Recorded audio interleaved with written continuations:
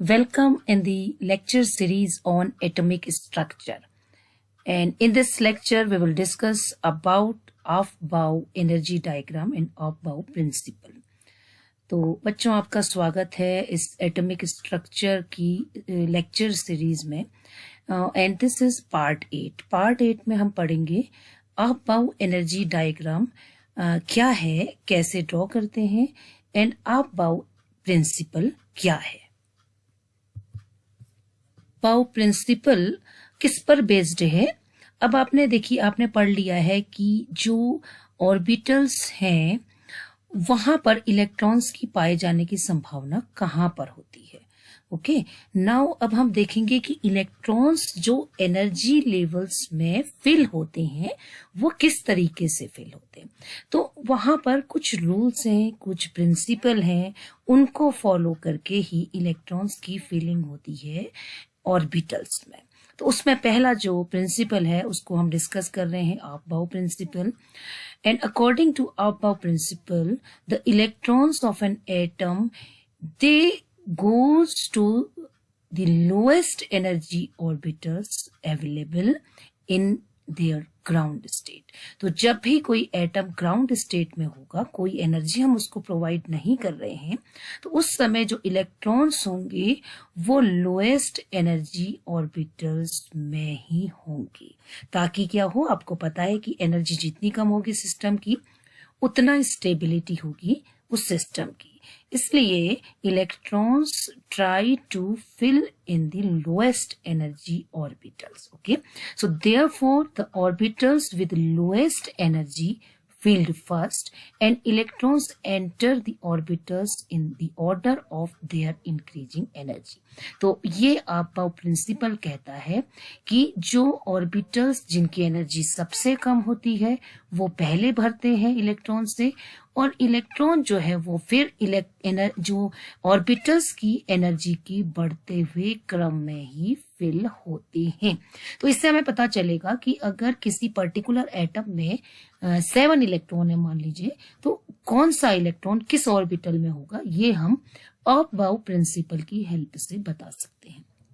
तो Aufbau principal है, इसके अलावा 2 प्रिंसिपल आप और पढ़ेंगे, Hund's rule okay and Pauli's exclusion principle. तो वो तीनों मिलके इलेक्ट्रॉन्स की फिलिंग के बारे में बताते हैं। So this is the first rule, जहां पर आप देखेंगे कि इलेक्ट्रॉन्स की फिलिंग जो ऑर्बिटल्स हैं उनकी एनर्जी के बढ़ते हुए क्रम में होती है। सवाल ये है कि कौन से ऑर्बिटल की एनर्जी अधिक होगी और कौन से ऑर्बिटल की एनर्जी कम होगी। तो उसके लिए Aufbau ने जो रूल दिया that is N+L rule.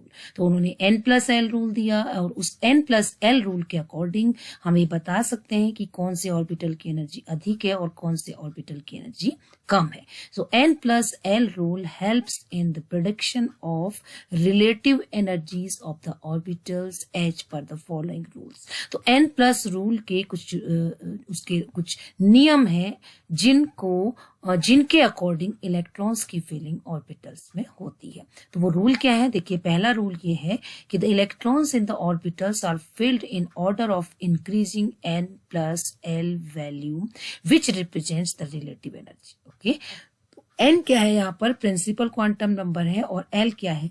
Azimuthal quantum number है। तो इलेक्ट्रॉन्स एनर्जी जो ऑर्बिटल्स की है उनके ऑर्डर का क्रम क्या है, ऑर्बिटल्स की एनर्जी का ऑर्डर का क्रम क्या है, दैट डिपेंड्स अपॉन N+L। तो जितना अधिक N+L होगा उतना अधिक एनर्जी होगी, जितना कम N+L होगा उतनी कम एनर्जी होगी एक पर्टिकुलर ऑर्बिटल की। ओके, तो N+L पर डिपेंड करती है relative energy of N orbital. और इसके बाद आप देखेंगे सेकंड रूल क्या है कि 2 orbitals with the same value of N+L, the order of their energy will be increasing value of their N। Actually क्या होगा, कहीं पर अगर क्या होगा, N+L वैल्यू 2 ऑर्बिटल्स की अगर बराबर होगी तो फिर हमें क्या देखना होगा, ये N वैल्यू हमें देखनी होगी। ओके, तो किस N वैल्यू पर जो N वैल्यू हायर होगी उसी की एनर्जी क्या होगी, हायर होगी, अगर N+L की वैल्यू बराबर होगी, जिसे हम एग्जाम्पल से समझने की कोशिश करेंगे।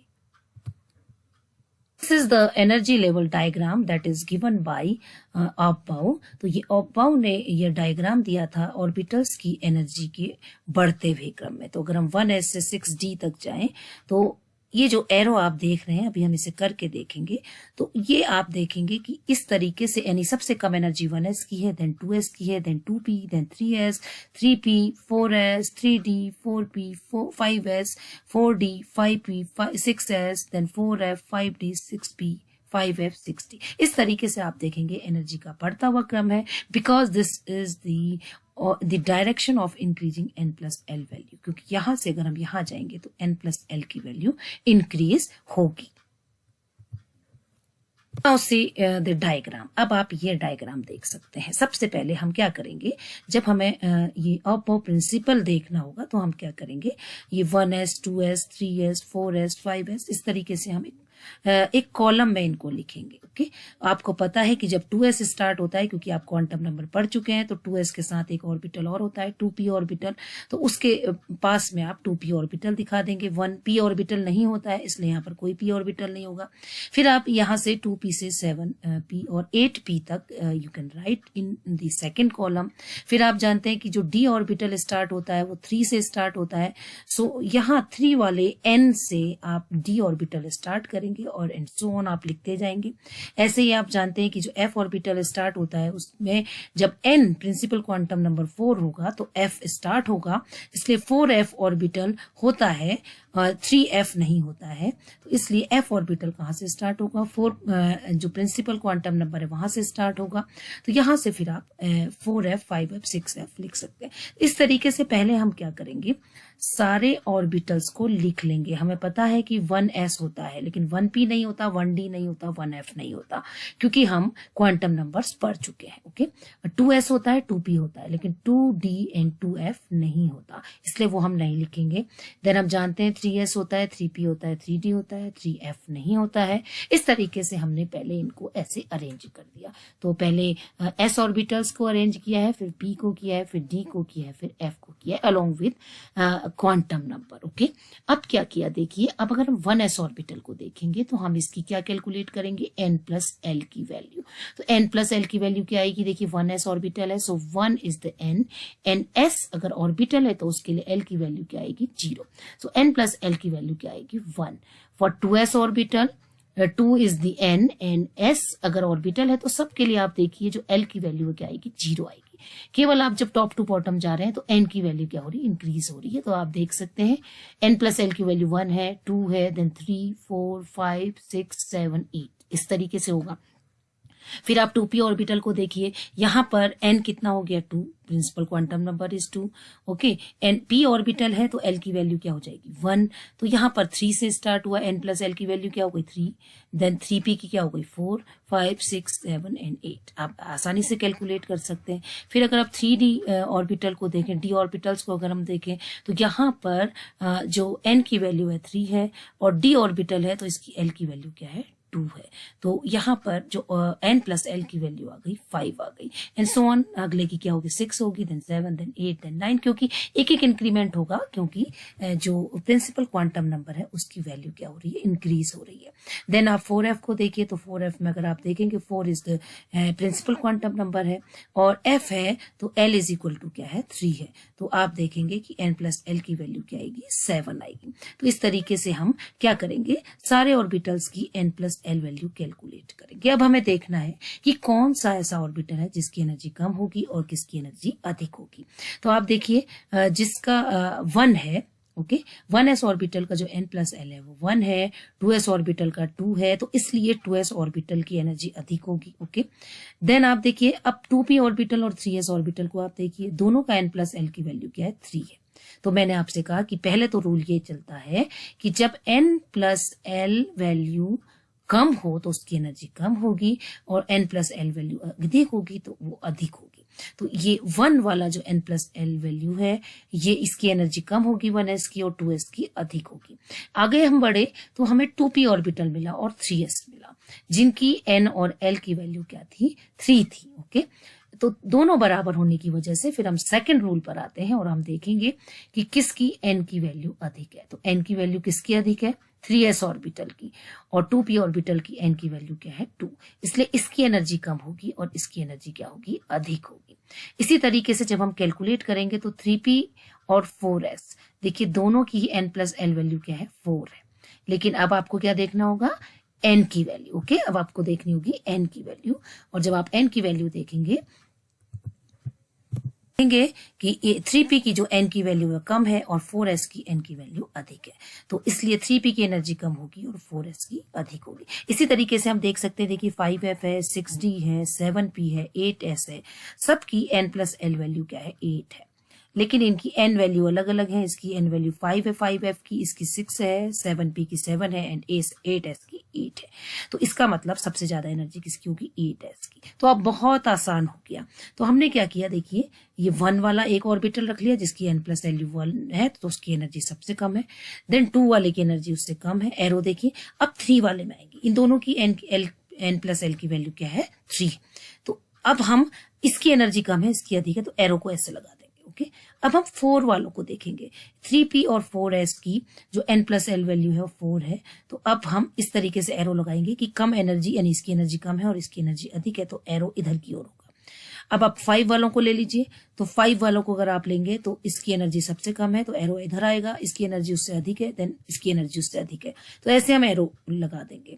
इसी तरीके से आप देखिए कि अगर हमारे पास 7 n+l वैल्यू है तो इन 4 ऑर्बिटलों की है, लेकिन इनमें से सबसे जो एनर्जी कम है वो 4f की है। ओके, तो इसका मतलब है कि अब हम एरो ऐसे लगाएंगे। फिर 5d की है, फिर यानी आपको जो एरो लगाना है केवल सेम n+l वैल्यू की ओर लगाना है। आप ऐसे एरो लगा दीजिए, मतलब सबसे अधिक एनर्जी इसकी है। तो ऐसे आप कहेंगे कि सबसे कम energy 1s, then 2s, then 2p 3s, then 3p 4s, then 3d 4p 5s। इस तरीके से इलेक्ट्रॉन एंटर करेंगे। अगर किसी एटम पे 2 इलेक्ट्रॉन है तो वो दोनों 1s में जाएंगे, अगर उसमें 4 इलेक्ट्रॉन है तो फिर इलेक्ट्रॉन कहाँ जाएंगे, 2s में, 2p में नहीं जाएगा।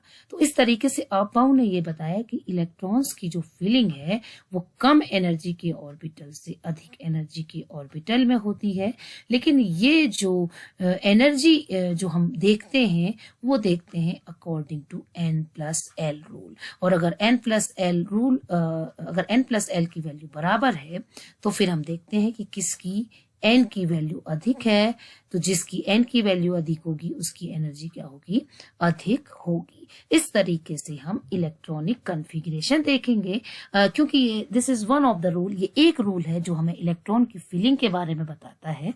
फिर हम 2 नेक्स्ट जो रूल्स हैं या प्रिंसिपल हैं उनको डिस्कस करेंगे। जब हम तीनों रूल्स पढ़ लेंगे then we will discuss about the electronic configuration, कि इलेक्ट्रॉनिक कॉन्फ़िगरेशन हम कैसे लिख सकते हैं किसी भी एटम का।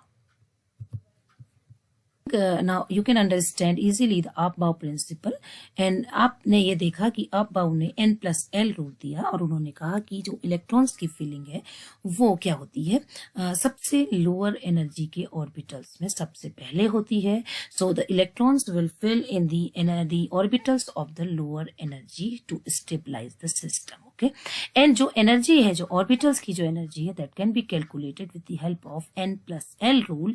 The orbitals having higher n+l value, they are having higher energy, and the orbitals with the lower n+l value, they are having the lower energy. Okay, and in case where the n+l value it is equal, then we will see the value of n. Okay, principal quantum number. इस तरीके से हम क्या पढ़ सकते हैं, ऑफबाउ principal की help से हम इलेक्ट्रॉन्स की फीलिंग देख सकते हैं कि अगर इलेक्ट्रॉन जो कहाँ जाएगा, लोएस्ट एनर्जी के ऑर्बिटल में जाएगा, और लोएस्ट एनर्जी किस ऑर्बिटल की होगी, जिस ऑर्बिटल की n+l वैल्यू सबसे कम होगी। अगर n+l वैल्यू बराबर होगी then we have to check the value of n। तब हम n की वैल्यू चेक करेंगे, जिसकी n की वैल्यू हायर होगी उसकी एनर्जी क्या होगी, हायर होगी। So this is all about the Aufbau principle. Thank you very much. In the next lecture, we will discuss about the Hund's rule of maximum multiplicity and Pauli's exclusion principle, so that we can easily understand about the filling of electrons in the orbitals. Okay. So again, thank you very much.